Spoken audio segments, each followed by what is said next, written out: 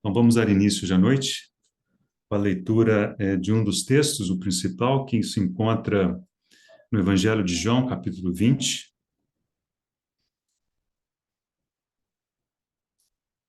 seu penúltimo capítulo desse Evangelho.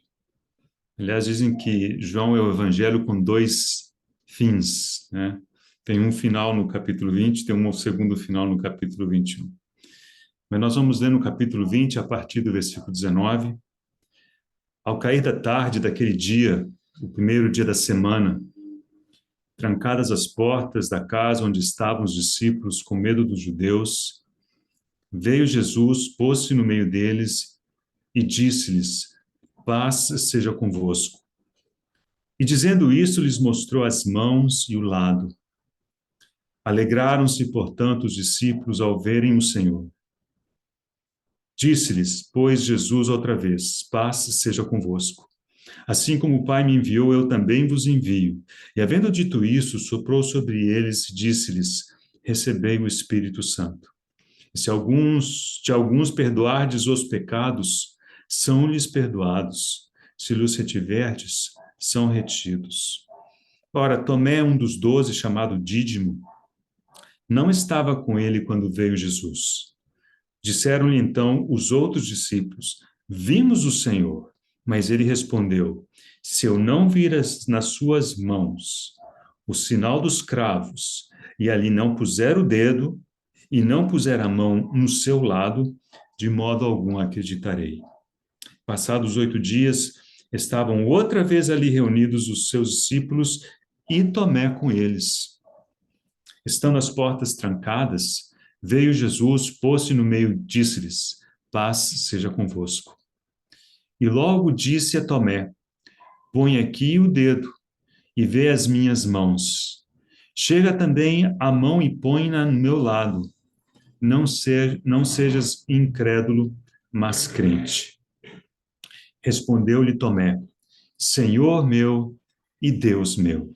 Disse-lhe Jesus: porque me viste e creste?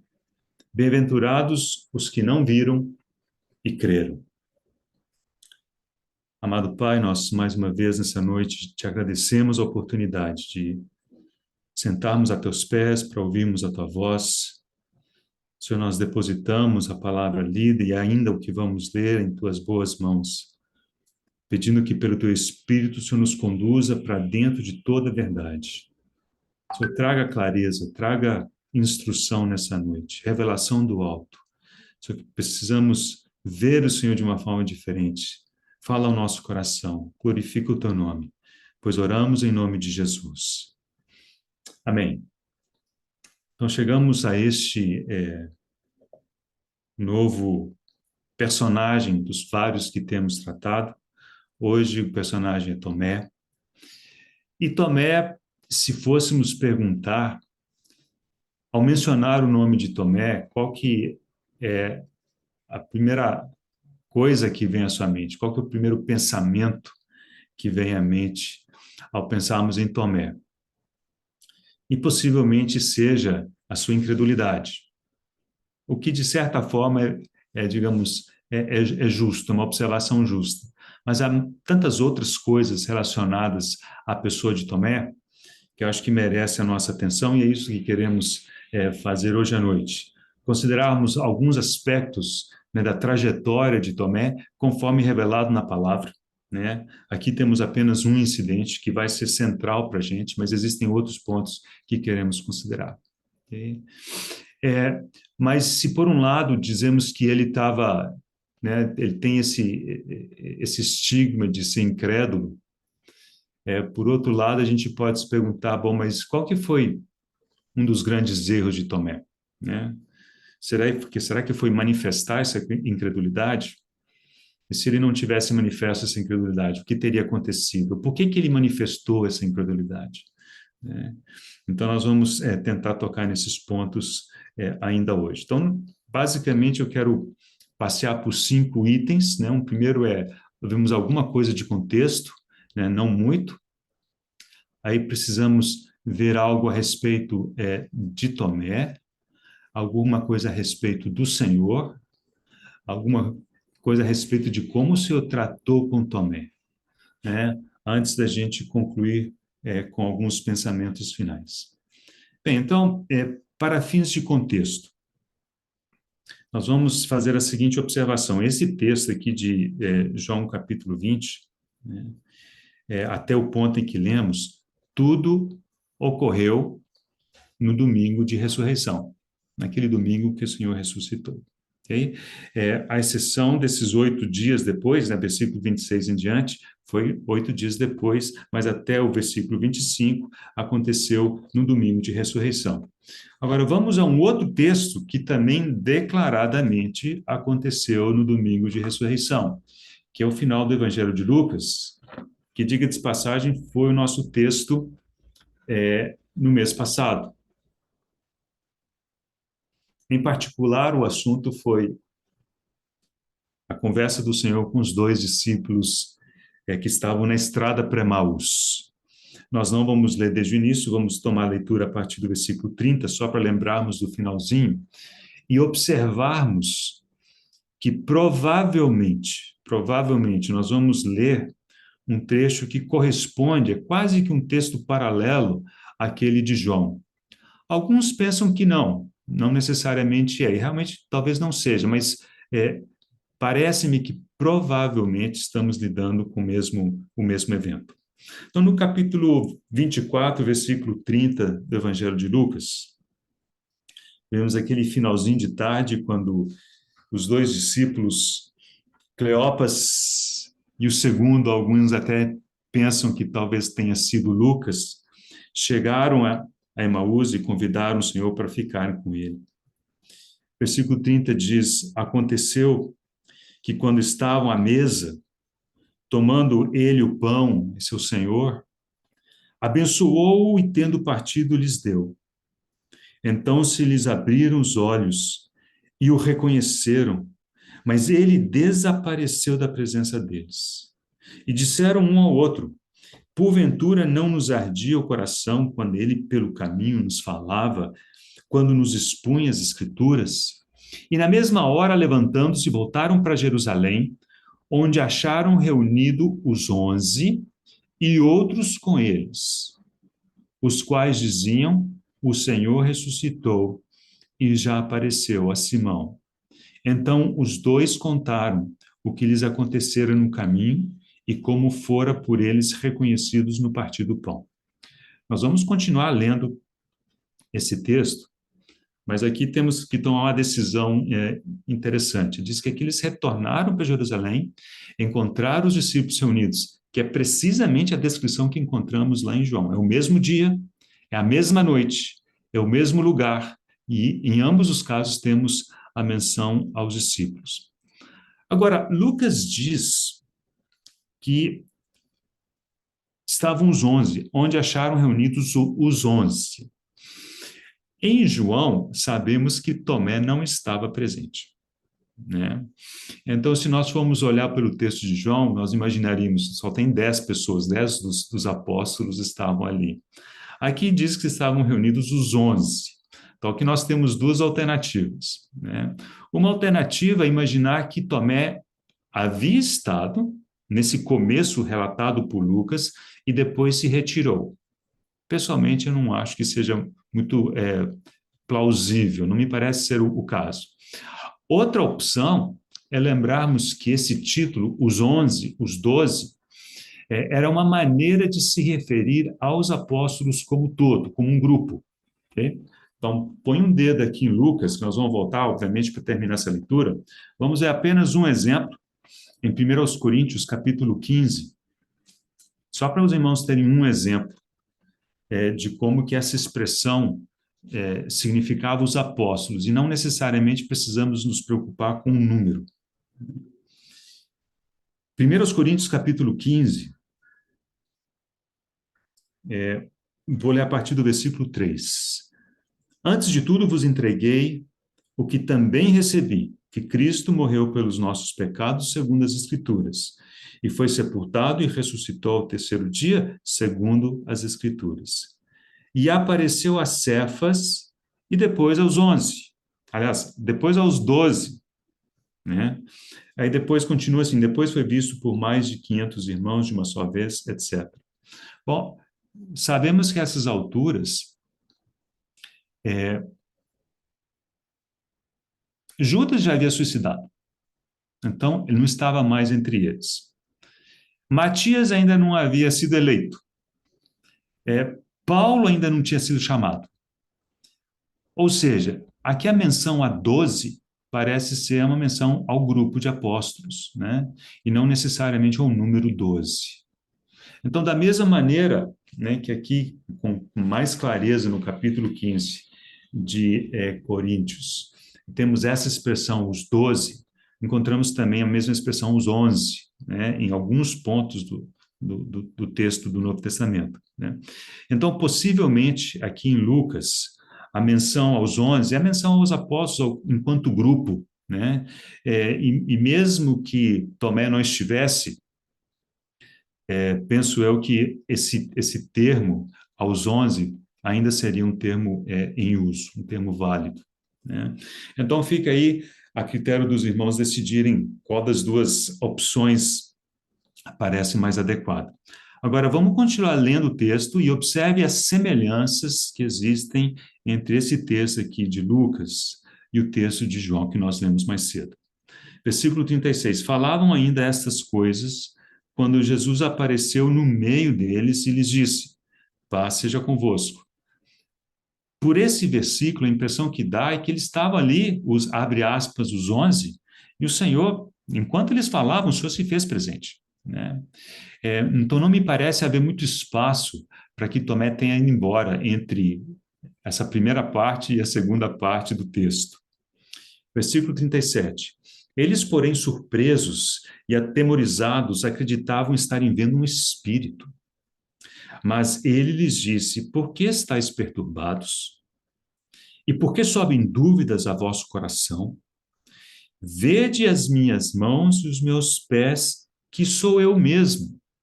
Agora, eu quero que os irmãos gravem essa frase, porque o que temos em João é o Senhor dizendo: olha para as minhas mãos, né, os pés ao meu lado. E aqui existe essa outra frase: vede que sou eu mesmo. Ou seja, ao mostrar as mãos, os lados e os pés, era uma maneira do Senhor dizer: olha, sou eu mesmo, hein? Vede que sou eu. E isso aparece aqui em Lucas, não aparece em João, mas nós vamos precisar dessa frase depois. Apalpai-me e verificai, porque um espírito não tem carne nem ossos. Lembra dessa frase também? Ele tinha carne e osso. Nós vamos tocar nisso também mais para o final. Como vedes que eu tenho? Dizendo isto, mostrou-lhes as mãos e os pés. E por não acreditarem eles ainda, por causa da alegria, estando admirados, Jesus lhes disse: tendes aqui alguma coisa que comer? Então lhe apresentaram um pedaço de peixe assado e um favo de mel. E ele comeu na presença deles. A seguir, Jesus lhes disse: são essas as palavras que eu vos falei, estando ainda convosco. Importava que se cumprisse tudo o que de mim está escrito na lei de Moisés e nos profetas e nos salmos. Então, lhes abriu o entendimento para compreenderem as Escrituras. Vou abrir um parênteses aqui. Em João, o que lemos é que ele soprou sobre eles e disse: recebei o Espírito Santo.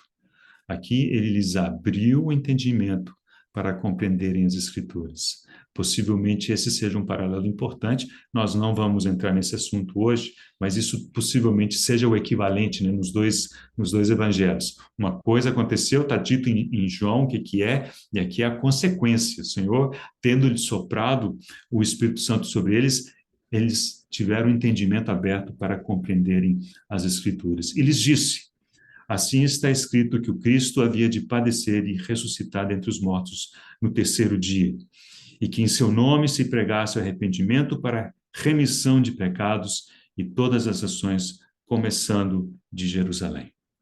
Então, temos aqui esses dois textos. Acho que, para fins da exposição de hoje à noite, podemos considerá-los paralelos.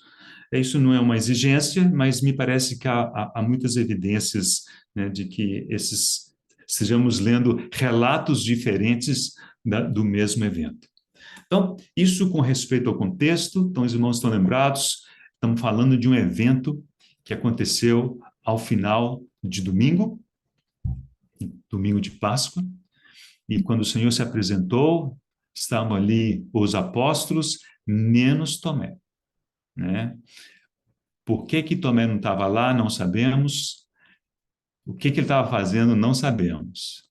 Mas o fato dele não estar ali, né, gerou toda uma situação que precisou ser tratada depois, né? Então, nós vamos andar nessa direção. Antes disso, vamos, né, considerar alguma coisa a respeito da vida de Tomé, ele enquanto pessoa, né? É, temos algumas menções a Tomé no Novo Testamento. Então, nos sinóticos, Marcos, Mateus e Lucas, o que encontramos é o nome dele citado na lista dos apóstolos, né? Mas não se conta nenhum evento a respeito de Tomé. Todos os eventos, né, relatados em que aparece Tomé, inclusive dizendo alguma coisa, são dados pelo Evangelho de João. Depois temos o nome dele mais uma vez listado entre os apóstolos logo no início do livro de Atos, e também em Apocalipse, né, quando fala dos fundamentos da muralha da Nova Jerusalém, que diz que tinham sobre ele os nomes dos apóstolos do Cordeiro, um desses nomes seguramente era o de Tomé. Mas então, vamos considerar três eventos relatados no Evangelho de João, que envolve a pessoa de Tomé. Um deles já lemos, né? Vamos ver os primeiros dois, entendemos um pouquinho das características de Tomé. Vou ler é, duas frases a respeito dele, não muito elogiosas, diga-se de passagem, mas só para os irmãos perceberem que impressão que Tomé deixa no leitor do Novo Testamento, né?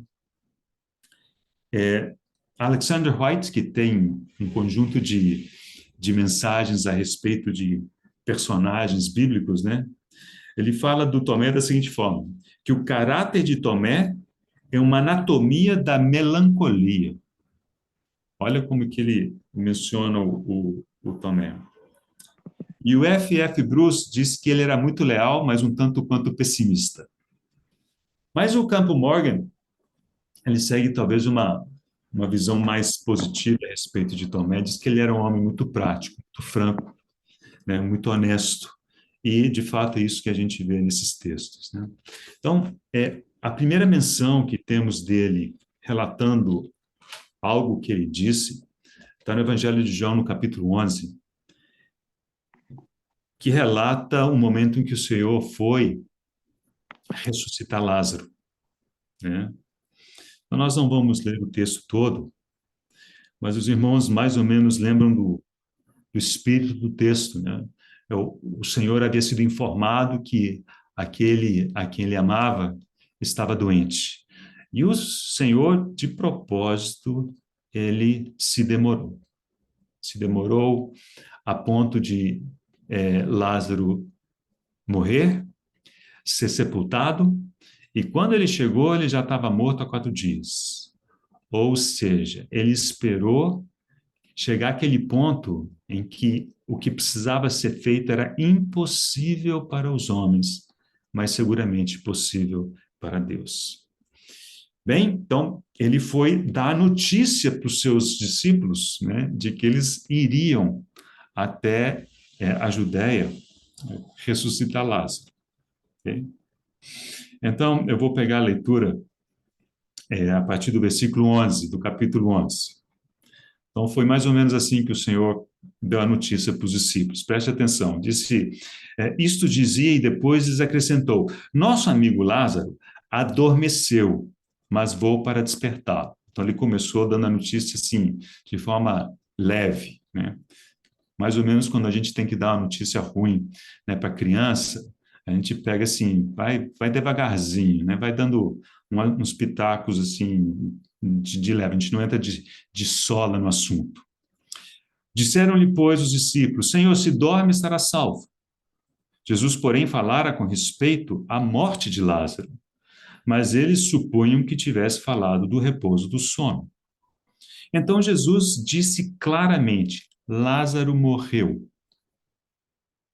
E por vossa causa me alegro de que lá não estivesse, para que possais crer, mas vamos ter com ele. Então, emenda essas duas frases. O Senhor diz, Lázaro morreu, e diz, vamos ter com ele. O que passou na mente de Tomé? Aí temos isso escrito no versículo 16. Então Tomé, chamado Dídimo, disse aos seus condiscípulos, vamos também nós para morrermos com ele. Às vezes a gente acha que essa observação do Tomé não tinha nada a ver, né? Tinha viajado. Não tinha viajado nada, não. O Senhor diz, primeiro, Lázaro morreu. Depois diz, nós vamos ter com Lázaro. Aí o que ele pensou? Nós vamos morrer com ele, nós vamos encontrar Lázaro do lado de lá, né? Então nós vamos e morramos com o Senhor.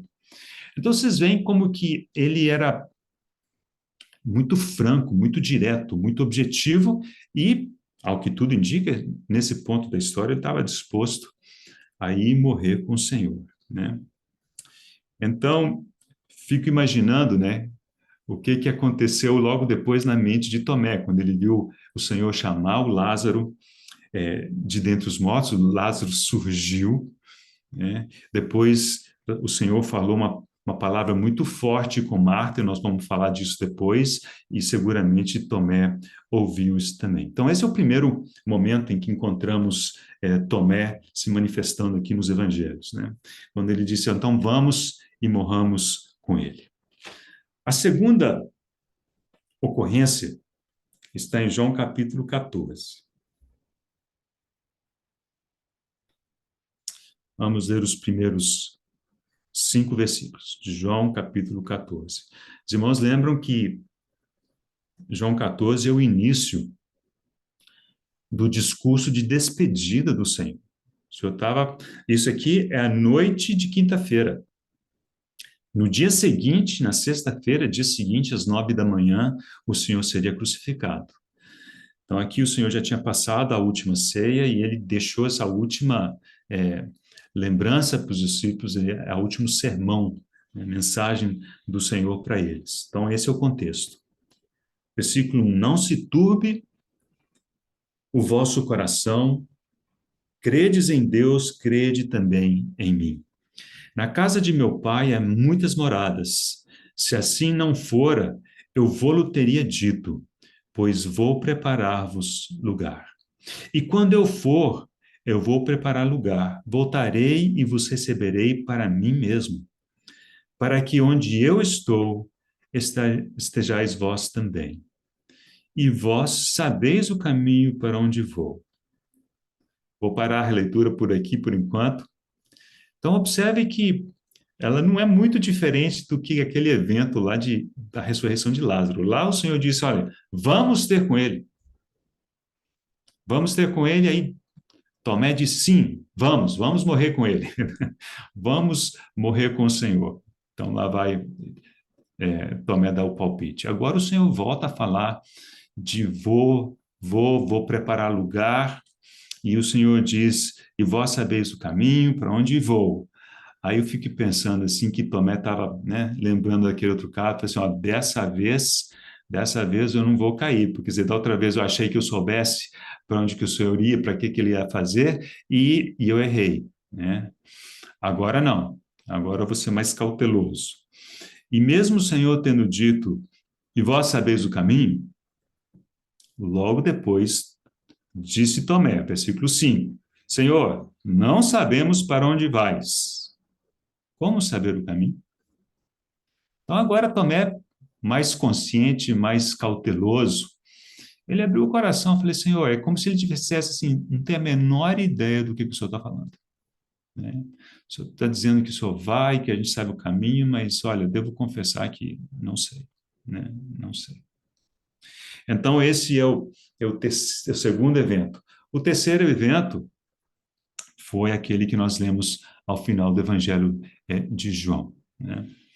Então, está aí Tomé, um homem honesto, um homem direto, um homem objetivo, né? E que, como todos os seus codiscípulos, né, bastante confuso às vezes, sem entender as coisas espirituais, porque, claro, eles não tinham espírito para guiá-los ainda, né? E o homem natural não entende, não discerne as coisas de Deus. Né? Bem, Agora, como é que o Senhor lidou com Tomé? E aqui há um princípio tão importante. No capítulo 11, quando o Senhor ressuscitou Lázaro, quando Tomé estava disposto a morrer com o Senhor, depois, possivelmente, ele ouviu o Senhor dizer para Marta: Eu sou a ressurreição e a vida. Né? Então, ele disse que iria para despertar Lázaro, para chamá-lo de volta à vida, para ressuscitar a Lázaro. Tomé não tinha entendido isso e falou: Vamos morrer com ele. Né? E pouco depois ele ouviu dizer: Eu sou a ressurreição e a vida. Então, se Lázaro foi chamado, né, da morte para a vida, naquela ocasião, a razão é uma só, de que o Senhor, ele é a ressurreição e a vida. Né? Então, a primeira coisa que o Senhor, né, impressionou Marta e os que estavam ali naquele dia, dizer: Eu sou a ressurreição e a vida. E nessa segunda ocasião, em João capítulo 14, agora o Senhor disse: Olha, vós sabeis o caminho para onde eu vou? E Tomé diz: Não sei, não. Aí o Senhor disse mais uma vez: Eu sou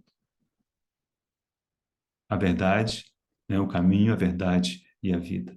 Ninguém vem ao Pai senão por mim, é o versículo 6. Então, nas duas ocasiões, a maneira do Senhor lidar com Tomé foi chamar a atenção de Tomé, de que ele, a pessoa do Senhor, era tudo que Tomé precisava para aquela situação de tristeza, de angústia, de expectativa, de medo, de anseio, né? Eu sou, eu sou. E agora nós vamos utilizar aquela frase lá de Lucas. Quando chegamos ao evento do capítulo 20, né? Em que ele primeiro se apresenta aos discípulos, aos apóstolos, né, antes da presença de Tomé, e depois de 8 dias se apresentou a Tomé, e ele lhe mostrou as mãos, as feridas e o lado, e ele disse: Vede, põe o dedo aqui. Agora precisamos da tradução de Lucas. O que Lucas diz? O que significa aquilo? O Senhor disse lá: Vede que sou eu mesmo. Não é um espírito, não é uma visão, não é uma ilusão. Sou eu mesmo. Então, irmãos, nas 3 ocasiões que o Senhor lidou com Tomé, invariavelmente, ele chamou a atenção de Tomé para a sua própria pessoa. Eu sou a ressurreição e a vida. Eu sou a verdade, o caminho, né, e a vida. E aqui eu sou eu mesmo. Vede que sou eu. Eu sou. Né? Então é como se o Senhor estivesse dando oportunidade a Tomé de exercitar sua fé e de perceber que tudo o que ele precisava, né, estava na pessoa do Senhor.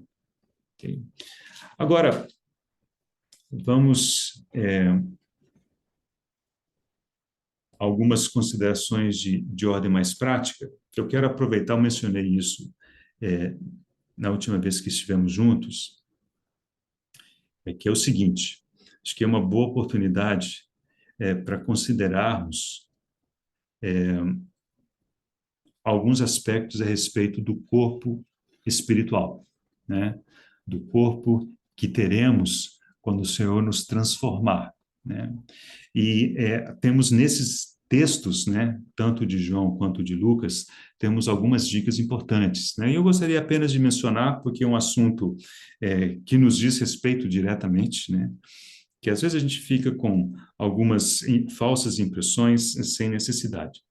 Então, a respeito do corpo espiritual, aí depois a gente volta ao texto de João, mas acho que é uma boa oportunidade para a gente tocar nesses pontos. Ao observar pelo Senhor, o que a gente pode dizer? Ele conseguia se fazer presente, né, onde ele quisesse. Ele não estava mais limitado ao, ao espaço, né, ao tempo. Então, ele se fez presente no túmulo, se fez presente na estrada de Emaús. Está aqui, as portas estavam trancadas, ele se fez presente, né? Então, assim, ele tinha essa, vamos dizer assim, essa mobilidade, essa capacidade, né, de ir de um lugar para o outro, sem as limitações que ele tinha nos dias da sua carne. Outra característica, isso é verdade com respeito ao Senhor, não sei se será verdade com respeito a gente, né? Mas ele tinha a capacidade de se fazer reconhecer ou não. Então, em muitas ocasiões, ele começou sem ser reconhecido. Foi assim com Maria Madalena, né? Esses irmãos lembram que Maria Madalena só percebeu que era o Senhor quando o Senhor chamou o seu nome, quando ele falou assim, Maria. Aí ela viu que era o Senhor. Até lá, achava que era o jardineiro. Com respeito aos discípulos na estrada de Emaús, irmãos, eles caminharam quilômetros, né? Quilômetros até chegar na aldeia, sem reconhecer o Senhor. E o texto diz que quando o Senhor tomou o pão, partiu e deu graças, então abriram-se os olhos e o reconheceram. Tanto é que depois eles disseram um para o outro assim, será que não nos ardia o coração quando no caminho ele nos expunha as escrituras, né? Agora, por exemplo, aqui nesse caso, ele se apresentou e já de pronto sabiam que era ele, né? Eles não acreditaram, acharam que era um fantasma, mas eles perceberam que era o Senhor. Quando o Senhor se apresentou a eles na praia, né, no início do capítulo 21, também eles acharam que era um estranho, eles não tinham percebido que era o Senhor, né? Então, ao que tudo indica, existe esse aspecto, né, do corpo espiritual do Senhor, com certeza, né, de ter a capacidade de se fazer reconhecer ou não, né? Volto a dizer, não sei se será assim conosco. Outras coisas que o texto diz, ele podia comer, né? Ele podia comer. Inclusive, quando ele celebrou a ceia, ele disse, olha, eu não vou celebrar dessa ceia, comer dessa ceia, do fruto da vide, até aquele dia em que eu comerei no reino de Deus, né?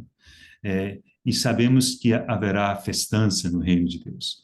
Então, comer será possível, né? O corpo espiritual também come, né? O corpo espiritual tem carne e osso. Isso é um mistério, mas é um fato. O Senhor disse para eles, olha, vede que sou eu. Um espírito não tem carne e ossos como eu tenho. Ele diz isso em Lucas. Então, irmãos, o corpo espiritual tem carne e osso, não é fumacinha, né? Não é um espírito, é um corpo espiritual, né? É outra coisa muito interessante. Apesar de ressuscitado, de ser um corpo todo com características próprias, ele manteve as marcas da cruz. As marcas dos cravos nas mãos e nos pés e da lança do lado estavam presentes, né? Curioso, né? Porque, assim, a impressão que eu tenho, eu imagino que eram como cicatrizes, né? Mas o Senhor convidou a Tomé a colocar o dedo né, no furo do cravo, né, a mão, né, na abertura que a lança havia feito. Então, são marcas muito, muito claras, né?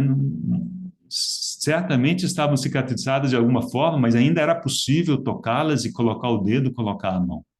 Então, aprove ao Senhor, né?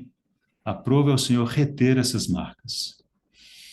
Eu lembro quando o Senhor foi subindo, né, levou os discípulos ali para Betânia, e ele foi elevado às alturas, o texto diz que ele, erguendo as mãos, os abençoou. E é inevitável imaginar que o Senhor ergueu as mãos. A última cena que eles viram do Senhor foi essa. O Senhor abençoando eles com as mãos erguidas, e aí diz o texto que uma nuvem o encobriu. Mas essas mãos que ele estendeu para abençoar a todos aqueles discípulos que ali estavam, elas tinham as marcas da cruz. Quase como um lembrete, falei, ó, eu vou, mas olha o quanto me importo com vocês. Olha o quanto que eu amo vocês. Lembre-se que eu morri por vocês, né? Então, são aspectos muito fortes, né? O fato do Senhor ter guardado, escolhido guardar essas marcas, as marcas da cruz. E foi com esse corpo que ele foi elevado às alturas, é com esse corpo que ele intercede por nós diante do Pai diariamente. Com esse corpo o Senhor voltará, reinará 1000 anos e passará a eternidade. E conosco não será muito diferente. Então, vamos ver alguns poucos versículos a respeito disso, porque é um pensamento muito importante, irmãos. Romanos, capítulo 8.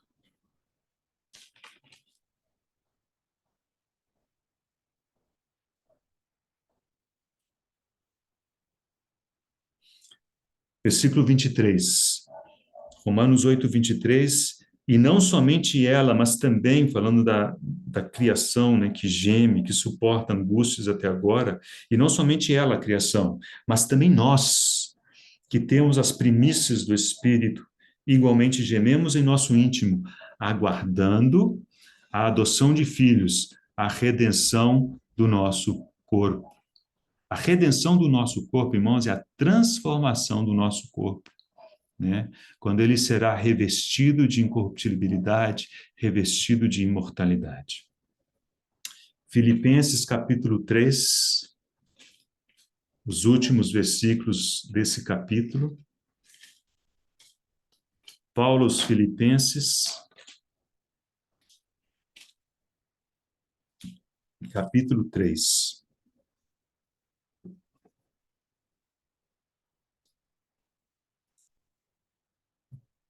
Versículo 20. Pois a nossa pátria está nos céus, de onde também aguardamos o Salvador, o Senhor Jesus Cristo, o qual, agora preste atenção, transformará o nosso corpo de humilhação, é o presente corpo, para ser igual ao corpo da sua glória. Irmãos, é o corpo que nós estamos vendo o Senhor aqui em João 20, em João 24, esse é o corpo da sua glória. E diz que ele transformará o nosso corpo de humilhação para ser igual ao corpo da sua glória. Essa palavra igual só aparece 2 vezes em todo o Novo Testamento. Aqui e em Romanos, quando diz que nós somos feitos conformes à sua imagem, iguais à sua imagem. São as únicas 2 vezes que o Novo Testamento utiliza essa palavra. Então diz que nosso corpo vai ser igual ao corpo da sua glória, segundo a eficácia do poder que ele tem de até subordinar a si todas as coisas.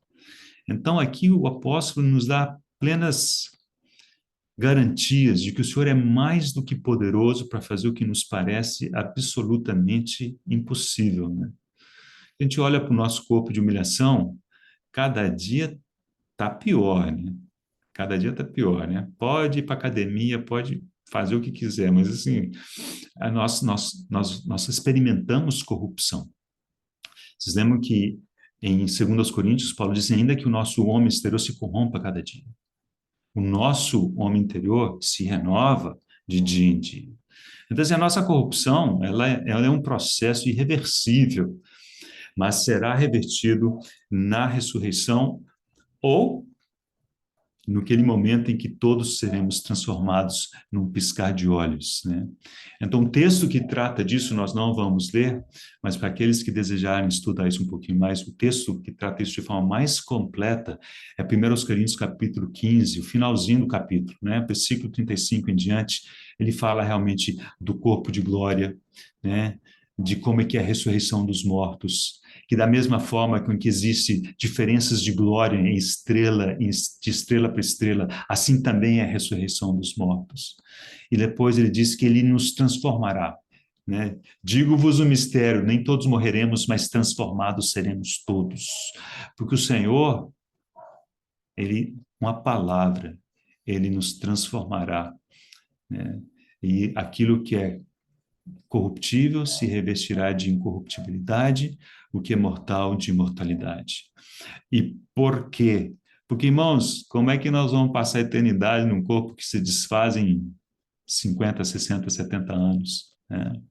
Então, o Senhor vai nos dar um corpo como o corpo da sua glória. Okay? E o último ponto, né, que eu acho que esse pode nos deixar pensativos por algum tempo, mas acho que é uma boa reflexão. São as palavras de Paulo, né? Ao final do livro de Gálatas, abra comigo, por favor, Gálatas capítulo 6.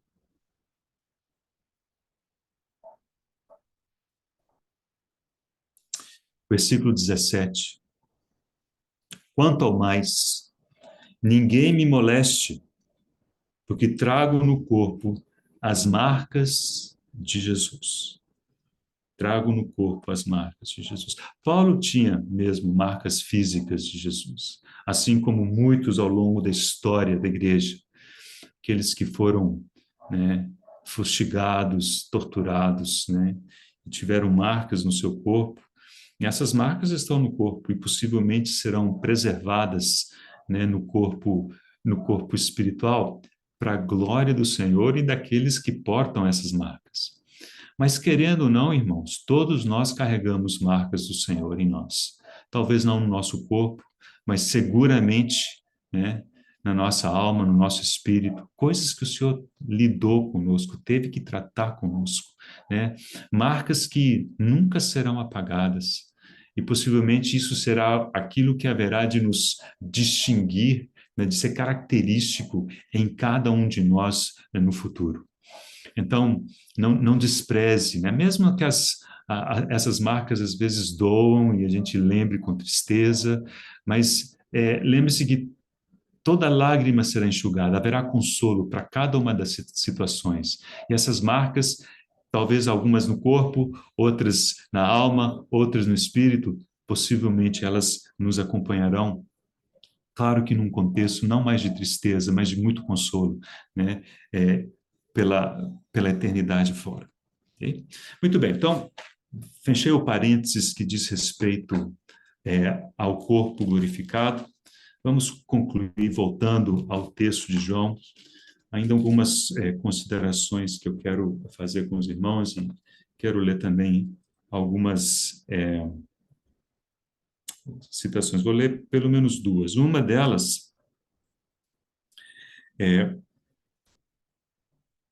vem do Alexander White, né, em que analisa o fato de Tomé, quando ele fala assim, olha, no versículo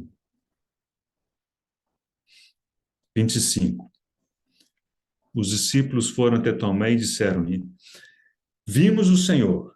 Mas ele respondeu, se eu não vir nas suas mãos o sinal dos cravos, e ali não puser o dedo, e não puser a mão no seu lado, de modo algum acreditarei. Né? Veja o que o Alexander White disse a respeito de Tomé com respeito a isso. Todos experimentamos o que Tomé passou, todos, ele fala de todos nós. Trata-se da inveja e fúria de uma consciência pesada. É a inveja e fúria de um coração frustrado e vingativo. Quando algo bom acontece com outros e nós devíamos ter participado, quando estávamos ausentes por nossa própria culpa, e os que estavam presentes nos contam tudo e o que perdemos, todos nós nos comportamos como Tomé. Né? Então, tem esse aspecto. Né? Tomé, quando eles contaram, ele falou assim, não, eu não vou acreditar. Agora, tem um lado em que a fala de Tomé é justa e uma que não está correta. Ele querer ver o que os outros viram, acho que é justo. Os outros viram o Senhor. Os outros viram as marcas do Senhor. Ele fala assim, eu também quero ver. Né? Eu acho isso perfeitamente justo. Agora, onde que ele errou? Ele condicionou o seu crer ao ver essas marcas. Aí ele errou. Isso é incredulidade. E o Senhor o repreendeu por isso. né? Não pelo desejo de ver o Senhor, não pelo desejo de ver as suas marcas. Daqui a pouquinho nós vamos falar um pouquinho mais a respeito disso, né? O irmão Austin Sparks, com respeito a esse evento, né, de que Tomé não estava da primeira vez que o Senhor apareceu a eles, o irmão Campbell Morgan especula o seguinte, ele diz, olha, eu acho que Tomé devia estar andando aí, tentando entender tudo o que havia acontecido. Muita semelhança dos discípulos na estrada de Emaús, com a diferença de que eles foram juntos, eles foram conversando, eles foram discutindo, né? E nós falamos disso da última vez, né? Como que isso é positivo. Tomé, pelo jeito, estava sozinho. Mas tem gente que é assim, né? Que prefere estar só. E ele devia estar tentando entender o que estava acontecendo, possivelmente as notícias que haviam chegado ao longo desse dia, de que o Senhor não estava mais no túmulo, alguns diziam que havia ressuscitado, outros diziam que tinham visto anjos. Ele devia estar uma confusão na cabeça dele, e falar assim, olha, eu preciso espairecer e tirar isso aqui a limpo, eu não consigo falar com mais ninguém. Aí ele não estava lá, né? Pode ser isso. Curiosamente, o texto não faz nenhum juízo de valor nessa atitude de Tomé, não diz, não julga Tomé, só diz que ele não estava lá. E pelo fato de não estar lá, ele perdeu. E isso eu pessoalmente acho que é incontornável, né? Quando no Salmo 133 diz que ali ordena a Deus a sua bênção e a vida para sempre, se ali é onde estão reunidos os irmãos, né? E quem está ali é abençoado junto. E quem não está, não está, né? Não é abençoado, ele perde alguma coisa de importante é perdida. Com respeito a isso, irmão Austin Sparks diz o seguinte, veja com atenção, se nós nos separarmos e abandonarmos o reunir, ou seja, a associação que é a nossa relação espiritual na vontade de Deus, começaremos a perder e nos tornaremos como Tomé. Estaremos do lado de fora, perdendo terreno, e a nossa vida ficará pequena, murcha e miserável. Fortes palavras, né? Mas elas têm um tom de verdade. Bom, Tomé não estava lá. Mas observe o seguinte, é uma coisa que a gente não costuma considerar, e o irmão Campbell Morgan, com muita graça, ele coloca esse ponto, eu concordo com ele, a gente nunca pensa nos demais discípulos, né? Porque, veja, os demais discípulos foram até Tomé, tomaram cuidado de ir até ele, contar o que tinha acontecido, não com o espírito de dizer, olha o que você perdeu, cara, né? Quem mandou você não estar aqui conosco? Olha, não foi isso. Eles contaram, estavam empolgados. E aí eles ouviram uma coisa muito forte da parte de Tomé. Incredulidade. Fala assim, olha, enquanto eu não vir e não colocar o dedo e a mão, eu não acreditarei. E a despeito disso, 8 dias depois encontramos Tomé junto com os discípulos. E aí tem mérito da parte dos dois lados, irmãos. Da parte de Tomé, porque a despeito de tudo o que havia acontecido, a despeito talvez da sua frustração, talvez ele estivesse se sentindo o pior de todos, porque foi o único que não tinha visto o Senhor ainda. Mesmo assim, ele resolveu estar junto com os discípulos. E do ponto de vista dos discípulos, observe que eles receberam Tomé. Eles tinham ouvido da boca dele que ele não acreditaria caso não visse e não pusesse o dedo, ou seja, ele havia declarado a sua incredulidade. Eles poderiam ter tomado uma postura muito, digamos, purista, né? Assim, não, você aqui não. Como é esse negócio? Você não crê no Senhor? Só porque você não viu? Não, não é assim não. Vai lá resolver sua vida, depois você volta. Foi nada disso, irmãos. Nós vemos aqui o coração, por um lado, dos apóstolos, de receber de acolhimento de Tomé, mesmo na sua incredulidade. Vemos também Tomé decidindo voltar a estar com eles, mesmo não tendo acontecido nada. Ele não tinha visto o Senhor ainda, né? E estando eles reunidos, esse início de versículo 26 é muito precioso. Passados 8 dias, estavam outra vez ali reunidos os de seus discípulos, e Tomé com eles. O irmão Austin Sparks diz o seguinte: quando Tomé não se fez presente da primeira vez, ele não estava lá. O Senhor não foi atrás dele, o Senhor foi atrás de Pedro, né? O Senhor foi atrás de Maria Madalena, o Senhor foi atrás das mulheres, ele foi atrás dos discípulos de Emaús, ele não foi atrás de Tomé. Ele esperou Tomé voltar por decisão própria a reunir com os irmãos.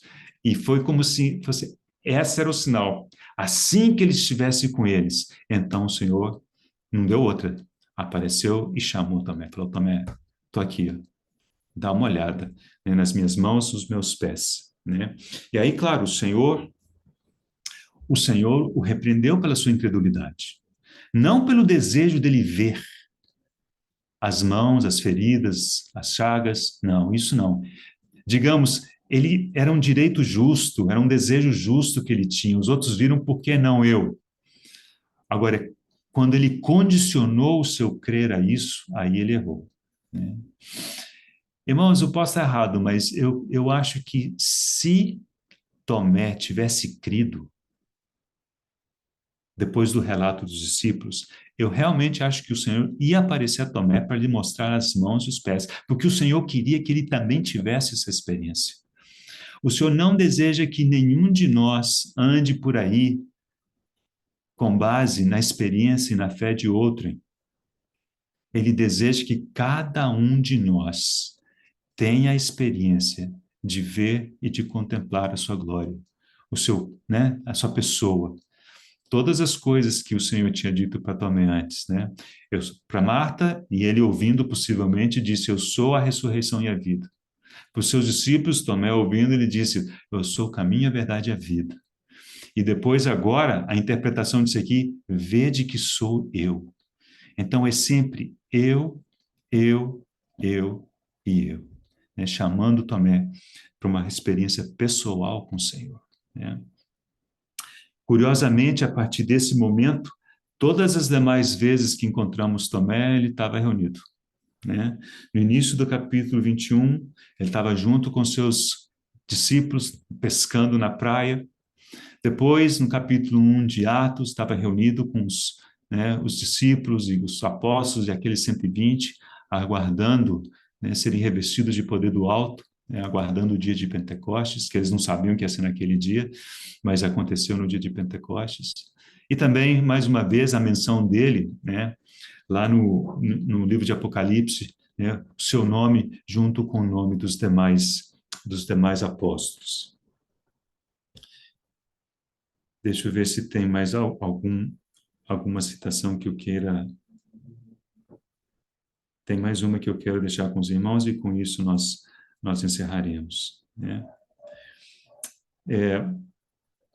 O Westcott, dois parágrafos. O Westcott é um estudioso que escreveu um comentário dos trabalhos de João, tanto as 3 epístolas quanto o Evangelho, e ele é muito, muito conceituado, né? Muito bem recebido. Né? E ele disse a respeito desse evento, 8 dias depois, encontramos a Tomé junto com seus irmãos. Algo aconteceu em seu interior e, a despeito de não crer, olha que coisa, a despeito de não crer, estava com os demais. Muitas vezes, irmãos, nós não podemos esperar estar tudo bem para estar com os demais. Sempre vai ter algum a despeito. Seja uma incredulidade, seja uma tristeza, seja alguma coisa, tá? Não está sempre. Se a gente for aguardar, tá tudo 100% para reunir, nós não vamos nos reunir, ponto. Mas a despeito dessas coisas, nós optamos, nós decidimos estar juntos. E quando nós estamos juntos, o Senhor se alegra, porque Ele tem um espaço para se manifestar. E aí Ele nos chama pelo nome. E aí já vem fulano, vê, sou eu que estou fazendo. As minhas mãos, aos meus pés. Ali Ele ordena a sua bênção e a vida para sempre. Então, a despeito de não querer, estava com os demais, e se isso é louvável da parte de Tomé, o que dizer dos seus irmãos que o acolheram, mesmo em face da sua declarada incredulidade? Então, irmãos, essa palavra vai para os dois lados. Para aqueles que estão com dificuldade de reunir e para aqueles que têm que receber os que estão com dificuldade, a despeito de qualquer coisa. Por quê?